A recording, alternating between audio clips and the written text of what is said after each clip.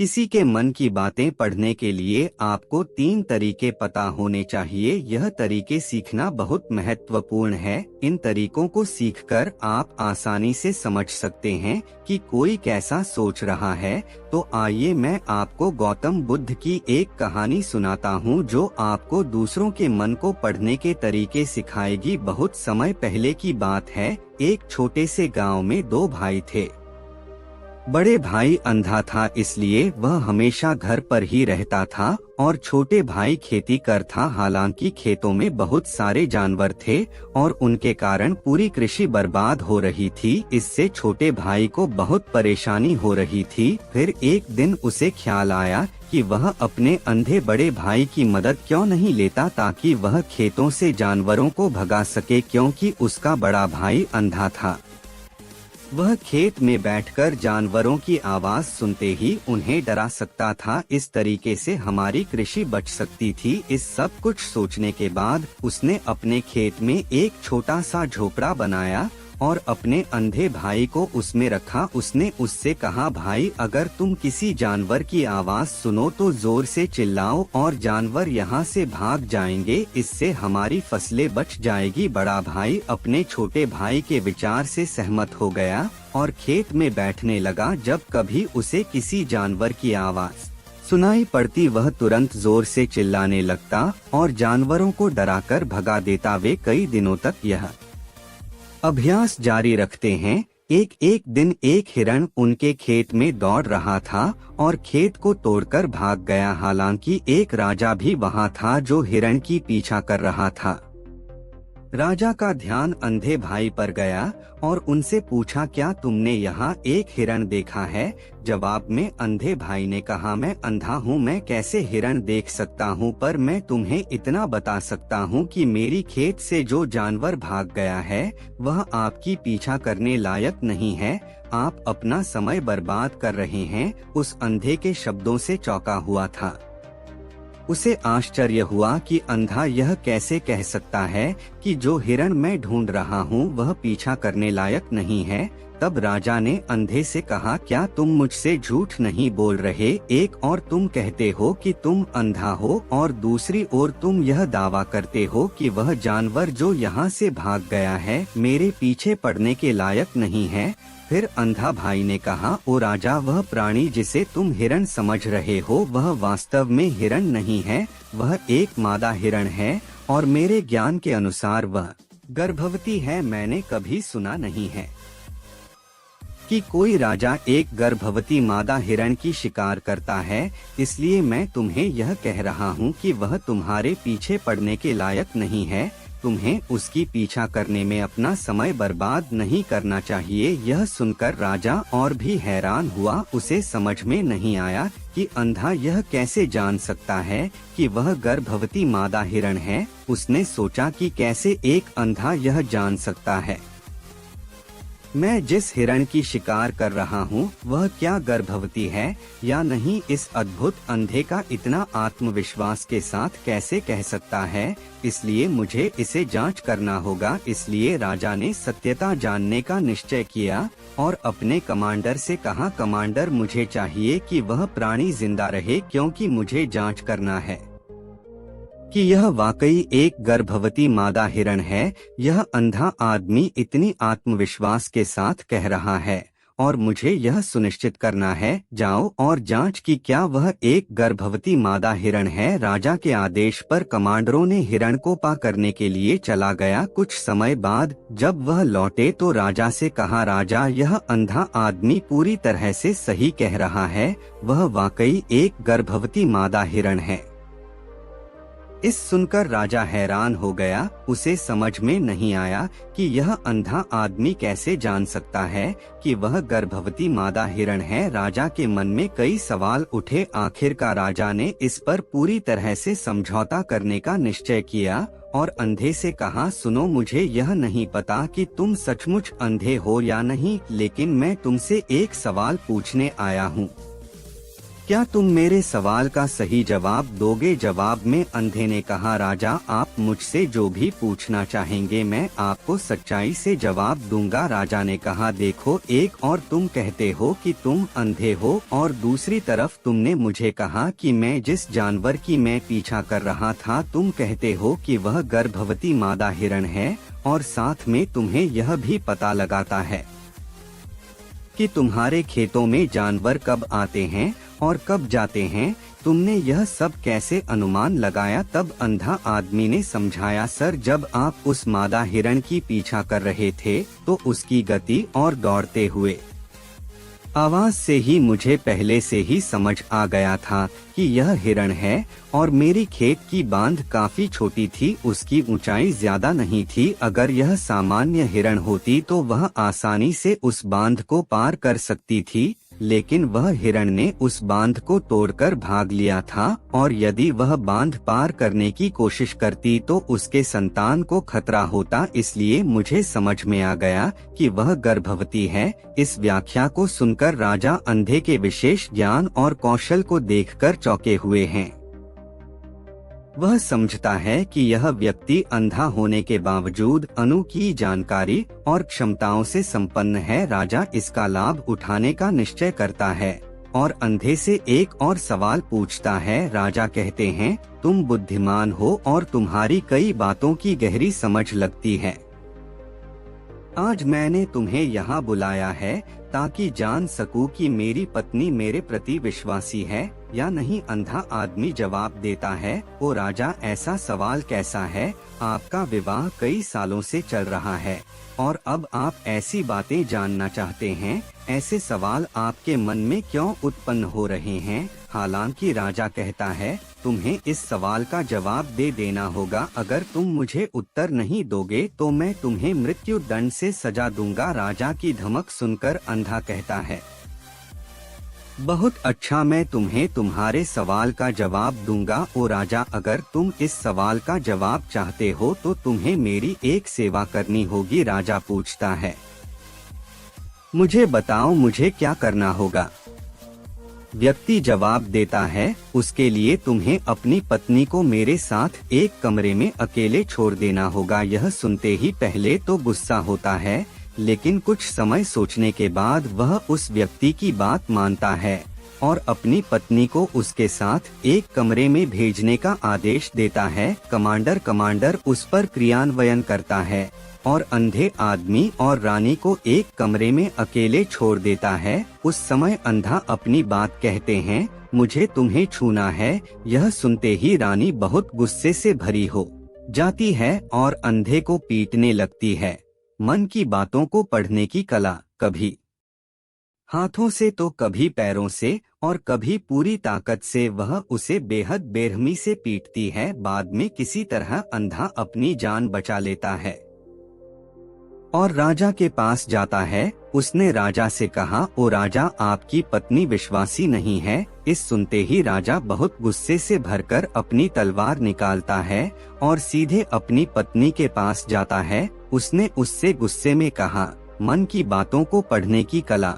रानी, आज मैं तुमसे एक सवाल पूछूंगा और तुम्हें सच्चाई से जवाब देना होगा। अगर तुमने झूठा बोला तो मैं तुम्हारा सर तुरंत अलग कर दूंगा। उसने पूछा, मुझसे कहो क्या तुम विश्वासी हो या नहीं? इस पर रानी ने कहा, ओ राजा, तुम मुझे मार दो लेकिन मैं विश्वासी नहीं हूँ। राजा बहुत खुश हुआ क्योंकि वह सब कुछ जो अंधे ने कहा था वह पूरी तरह से सच था। इस सुनते ही राजा तत्काल अंधे के पास जाता है और पूछता है, तुमने कैसे जान लिया कि मेरी पत्नी विश्वासी नहीं है? अंधा उत्तर देता है, ओ राजा, यह काफी सरल है, मन की बातों को पढ़ने की कला। मैंने आपकी पत्नी से कहा कि मैं उसे छूना चाहता हूँ और वह इतनी रोष में आ गई कि मुझे मारने लगी। वफादार औरत कैसे किसी अन्य पुरुष को छू सकती है? जब मैंने उससे कहा कि मैं उसे छूना चाहता हूँ वह मुझे इनकार कर सकती थी, लेकिन उसने मुझे मारना शुरू कर दिया और उस प्रक्रिया में उसने मेरे पूरे शरीर को छुआ। अब तुम मुझसे बताओ, इस प्रकार की औरत विश्वासी कैसे हो सकती है? राजा कहता है, तुम बहुत बुद्धिमान हो, ठीक है तो चलो आगे बढ़ते हैं। उसके बाद वह जोर से कहता है, एक और सवाल का सही जवाब दो और मैं तुम्हें यहाँ से जाने दूंगा। राजा फिर पूछता है, मन की बातों को पढ़ने की कला, मुझे बताओ क्या मैं सचमुच मेरे पिता का बेटा हूँ या किसी और का? इस पर अंधा आदमी उत्तर देता है, ओ राजा, इससे तुम्हारा क्या लेना देना है?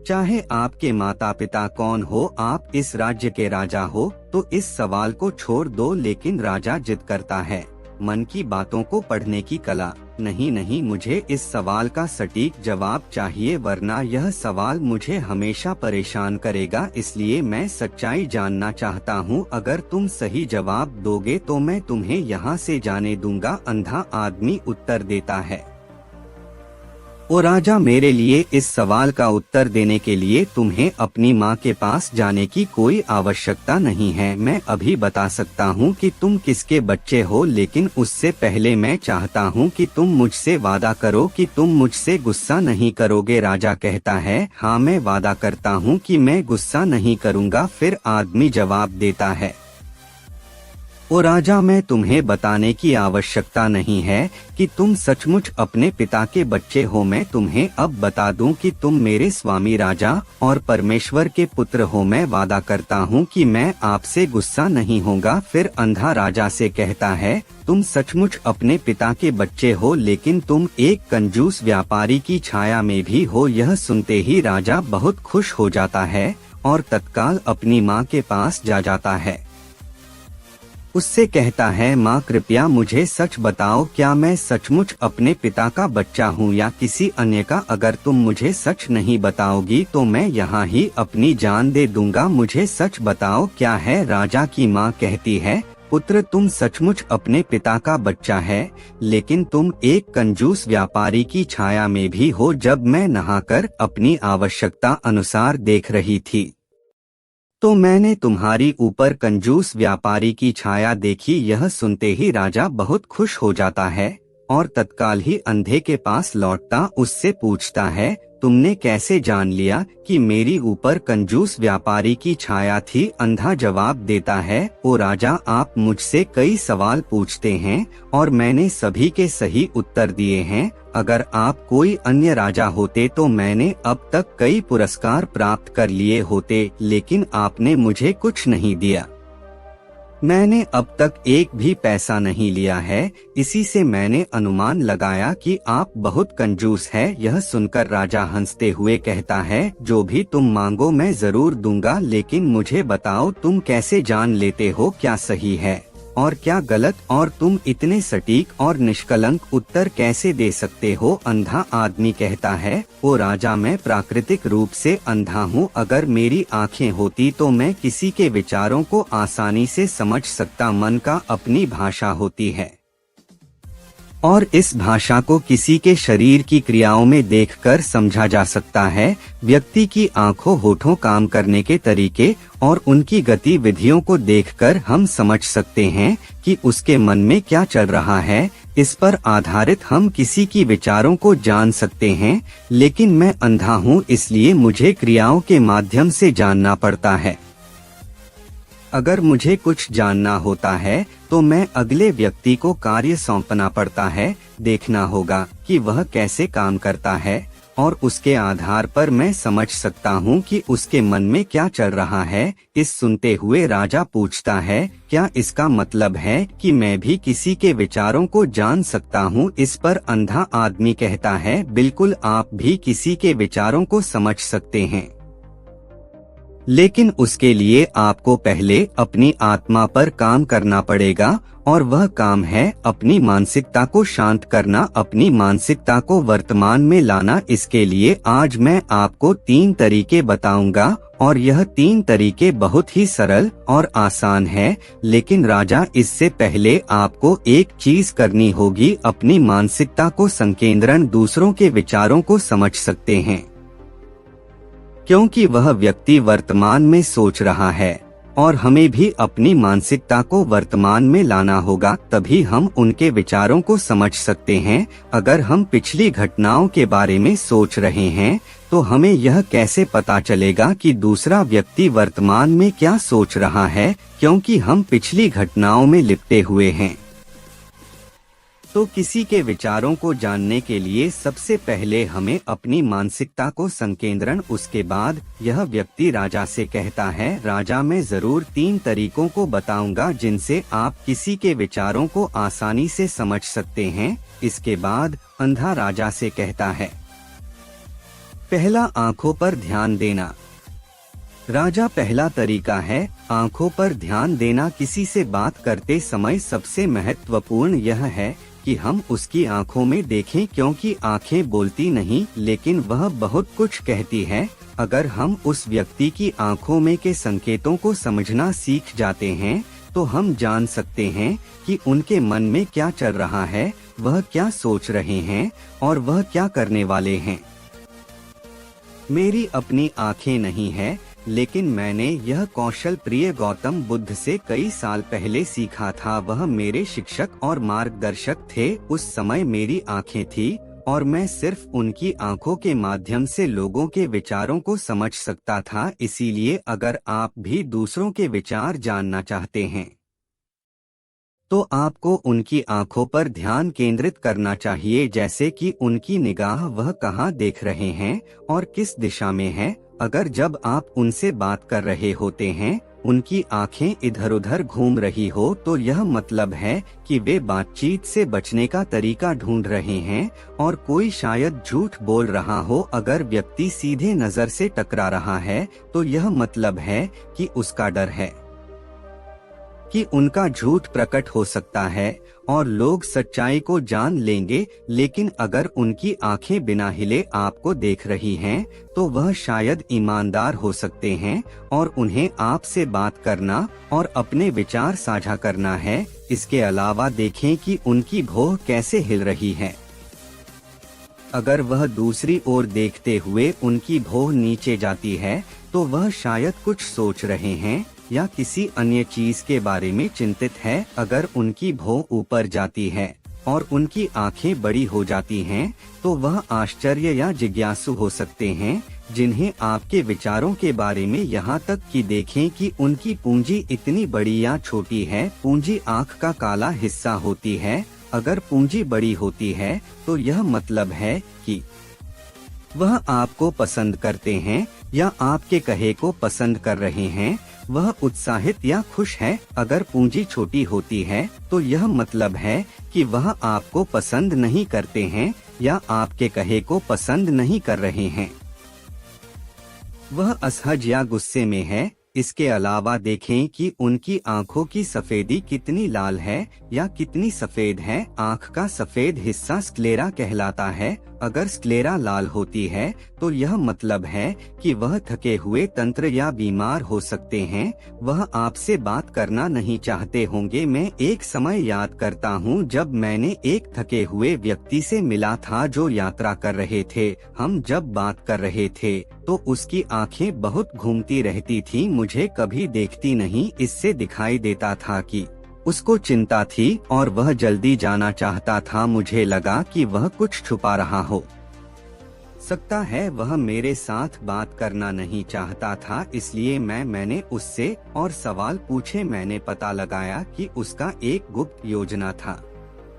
इसी तरह अन्य भी चेहरे की भावनाओं की अन्य व्यक्तिगत व्यवहार होते हैं जो हमें आसानी से व्यक्ति के विचार समझने में मदद कर सकते हैं। कभी कभी व्यक्ति अपने चेहरे के माध्यम से विभिन्न व्यवहार दिखाता है। यदि आप किसी के चेहरे के अभिव्यक्ति पर ध्यान देते हैं तो आप आसानी से समझ सकते हैं कि वह व्यक्ति निराश है, बहुत दुखी है या बहुत खुश है। आप यह भी समझ सकते हैं कि वह अंदर कैसा महसूस कर रहे हैं और यह सब बातें उनके चेहरे की अभिव्यक्ति के माध्यम से निश्चित की जा सकती हैं। वो राजा चेहरा एक चित्र की तरह है जो दिखाता है कि लोग अंदर कैसा महसूस कर रहे हैं अगर वे कुछ नहीं कहते हैं।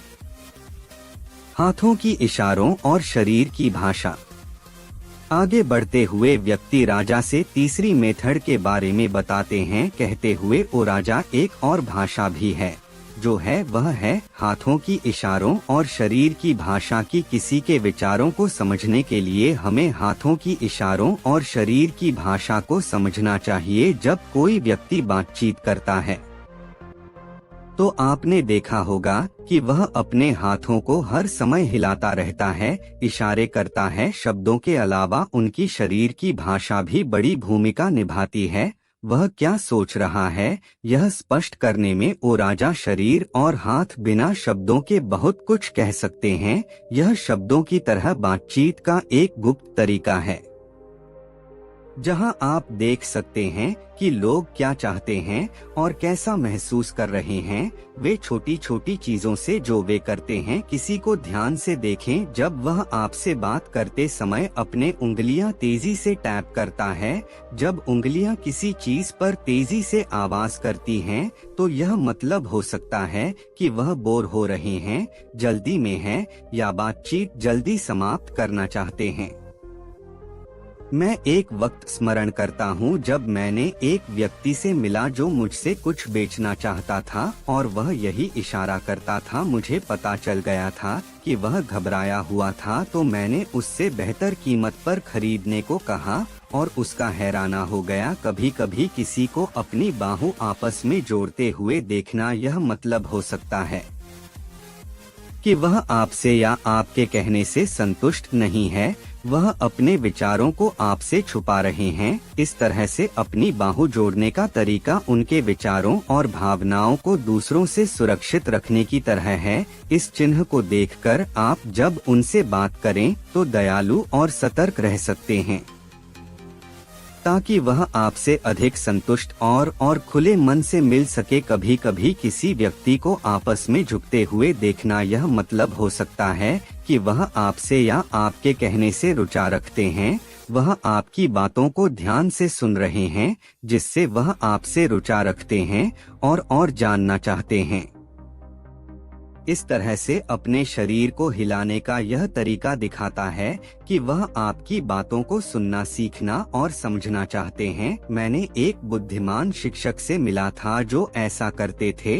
वह बहुत शांत थे, लेकिन वह दिलचस्पी से आगे झुकते रहते थे, जिससे यह प्रकट होता था कि उन्हें उस विषय के बारे में और जानना था। कभी कभी लोग जब आपसे बात करते समय अपने चेहरे को छूने की आदत डालते हैं, तो आपको पता चल सकता है कि वह किस बारे में सोच रहे हैं। यह अक्सर मतलब रखता है कि वे चिंतित हैं या सोचते हैं। यह सब छूने का तरीका दिखाते हैं कि उनके मन और दिल में क्या हो रहा है। दूसरों की शरीर और हाथों से सही से समझने के लिए आपको धैर्य रखना पड़ता है, सावधानी से देखना पड़ता है और उन बातों को सराहना करनी पड़ती है जो वे नहीं कहते। यह छोटी पर महत्वपूर्ण संकेत, जैसे कि एक शांत पुस्तक, आपको उन भावनाओं और विचारों को दिखाते हैं जो उनमें छुपे हुए हैं और आपको उनसे बेहतर जुड़ने में मदद करते हैं। अगर हम इन 3 तरीकों पर ध्यान देते हैं और उन्हें सही से समझते हैं, तो हम तेजी से पता लगा सकते हैं कि किसी के मन में क्या चल रहा है, वह हमारी बातों को कितनी ध्यान से सुन रहे और उनके मन में क्या हो रहा है। आपको अपने मन को ध्यान में लाना होगा और उसे वर्तमान में लाना होगा, तभी आप इन सभी क्रियाओं पर ध्यान दे सकते हैं, उन्हें समझ सकते हैं और महसूस कर सकते हैं कि उनके मन में क्या चल रहा है। अन्यथा अगर आप पूर्व घटनाओं या भविष्य के योजनाओं में प्रवृत्त हैं, तो आप कभी भी व्यक्ति की शरीर भाषा पर ध्यान नहीं देंगे और आप कभी नहीं समझ पाएंगे कि उनके मन में क्या हो रहा है, वह क्या सोच रहे हैं। आपने कई महान संतों और ज्ञानी व्यक्तियों को देखा होगा जो आपको शांति से देखते हैं